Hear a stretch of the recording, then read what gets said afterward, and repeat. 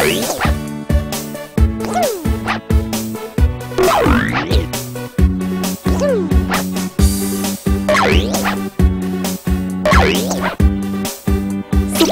ซ่บ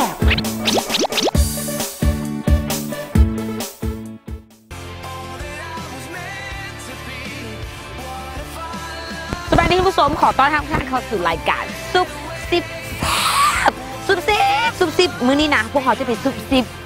นักออกแบบเสื้อผ้าชื่อดังของประเทศลาวอยู่สองท่านแต่ท่านทางที่ของพวกเขานี่โอ้โหกำลังมาแหงเลยในระยะนี้ก็คือไอ้นิตยาเขาเคยสัมภาษณ์ไปแล้วนะเพื่อนเป็นนักออกแบบเสื้อผ้าว่าจะเป็นศิลปินหลายๆท่านนี่เคยใส่เสื้อผ้าไปแล้วของอเล็กซานดราของไอตาแพดบอลเห็นเพื่อนเป็นประกวดตัวอยู่แบบว่าซ่องประเทศเพื่อนบ้านตลอดเพราะว่าเอาเสื้อผ้าไปโซให้เพื่อนบ้านเบิ่งว่าฉันก็ได้รับคำน้องยองยังไงเลยแค่นั้นโอ้เขาแล้วก็เลยต้องไปถามว่าเป็นแนวใดในระยะนี้นะเสื้อผ้าของเพื่อนนะแล้วจะมีงานอีกอย่างอยู่ใส่อีกบอเอาเป็นว่าตอนนี้ไปฟังบทสัมภาษณ์ของไอ้นิตยานำกันเด้อซุปซิบนี่เป็นอีกครั้งหนึ่งนะที่อามี่ได้อยู่กับดีไซเนอร์ชื่อดังของประเทศลาวมาอยู่ใกล้เพื่อนแล้วรู้สึกตื่นเต้นเหลือเกินให้โตมูถึกเลยว่าเฮ้ยมื้อนี้เขาแต่งตัวนี่มันดีบอแล้วเพื่อนจิตตีหัวไอ้จังใดบอใช่ต้องมาหากันสบายดีเนาะเป็นจังใดไอ้เพราะว่าเมื่อวานก่อนได้มีโอกาสได้เห็นโทรภาพเห็นไอ้ไปออกปรากฏตัวอยู่โทรภาพต่างประเทศเป็นแนวใดไปร่วมงานอย่างเนาะเป็นร่วมงานแหละว่าแฟชั่นวีคที่จะจัดขึ้นเดือนหน้านี้เดือนหน้าแต่ว่าเอาชุดไปโชว์ก่อนไปแถลงข่าวไปแล้วไปแถลงข่าวเป็นยังไงเขาสำหรับไอ้ได้เอาชุดไปร่วมจัดชุด2ชุดแล้วจะมีดาราใส่น้ำแล้วก็มิสลาวลูกน้ำเจ้าที่ว่าใส่เนาะ2คนนี้ที่ว่าจะไปเดือนหน้านี่ประมาณวันนี้เท่าไหร่วันที่4ที่5วันที่4จะเป็นแบรนด์ของดังๆคือเป็น Prada Gucci Escada อย่างเขาจะเดินก่อนแล้ววันที่5เลยว่าทีมของพวกเขาจะเริ่มมีดีไซเนอร์ไทยกับดีไซเนอร์ลาวรู้สึกมั่นใจว่าอุ้ยมีแต่แบรนด์ดังๆเลยเขาไปข้างนอกแบบว่าเขารู้สึกหนักใจบนในเรื่องนี้ก็ให้ดีที่สุดแต่ว่ากับภูมิใจที่ว่าดีไซเนอร์ไทยหลังจากที่ว่าได้พบปะสังสรรค์กันแล้วปรากฏว่าก็จะมักในสิ่งที่เราเห็นเ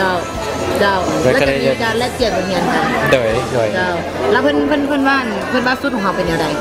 บ่เคยเห็นแล้วก็อลังการเพื่อนบอกว่าที่เป็นประสบการณ์ผ่านมาบ่เคยเห็นชุดแบบนี้แล้วก็งามแล้วก็เป็นเอกลักษณ์แล้วก็เฮ็ดให้หลายคนสนใจเจ้าเป็นกระย่องหลายตัวนี้เห็นนานยังได้เลยแบบบ่เคยใส่จิมอามี่จะมีโอกาสได้ใส่ชุดของไอ้นี่เป็นยังได้ใส่จะแบบพิเศษให้เลยโอ้ย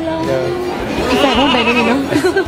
แล้ววันใจเพราะว่าเห็นแต่แบบชุดแต่เราชุดที่ว่าเอามาโซนี่ป้าอลังการอีกคอลเลคชันใหม่สุดนี่กับเฮสพอร์ว้าวหรือสปอร์ตว้าวเลยแล้วงานต้อนนานี่ได้มีงานได้อย่างที่ว่ากัดเก็บยังไงต้อนนานี่กับยังวงผู้แผนการเพราะว่ากัดจ่อและสิได้กลับมาแล้วโอ้สิได้กลับเดือน9เอาแล้วกลับละมือได้มาสนะแต่ก็สิได้มาต่อเพราะว่าได้หับปากเพชรนางสังขารปีหน้าต่อตอนนี้มาเนาะตอนนี้มาดูแล้วเพราะว่าชุดดอกซี่หาเห็นได้ยากเป็นเอกลักษณ์อีหลีแบบเป็นลายที่แบบว่าหลายๆคนเห็นเลยที่ฮู้ว่าเป็นยังไงเพราะว่าตอนที่ว่าออกทางซ่องสารเนาะเพื่อ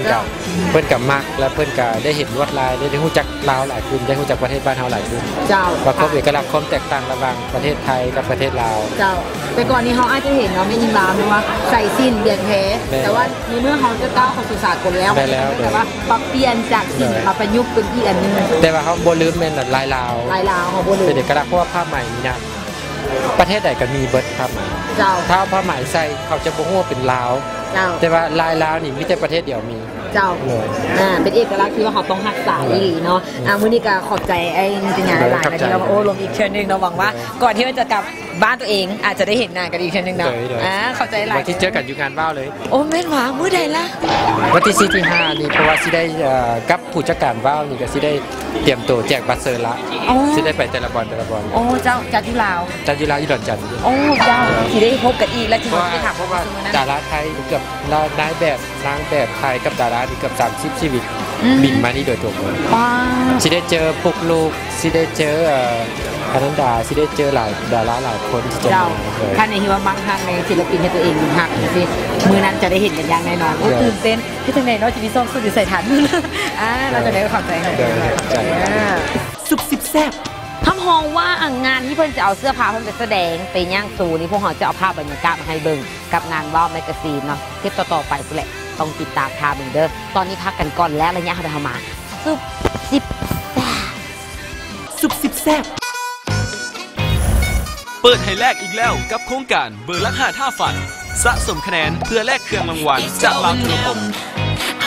คะแนนสะสม500คะแนนแลกได้เสื้อโปโล1ผืน 1,000 คะแนนแลกได้โทรศัพท์วินโฟนตั้งโต๊ะ1หน่วย 1,500 คะแนนแลกได้โทรศัพท์วินโฟนมือถือ1หน่วย 2,000 คะแนนแลกได้ HSPA 7.2 เมกะบิตพร้อมซิม 4,000 คะแนนแลกได้ HSPA 21.6 เมกะบิตพร้อมซิม 7,000 คะแนนแลกได้แอร์การ์ด CG 1 อันนอกจากนี้ท่านยังสามารถเปลี่ยนจากของรางวัลมาเป็นมูลค่าโทรหรือลินอินเทอร์เน็ตดาต้าก็ได้อย่าลืมท่านสามารถสืบต่อสะสมคะแนนไปจนถึงวันที่ 31 เดือนธันวาคม ปี 2014 นี้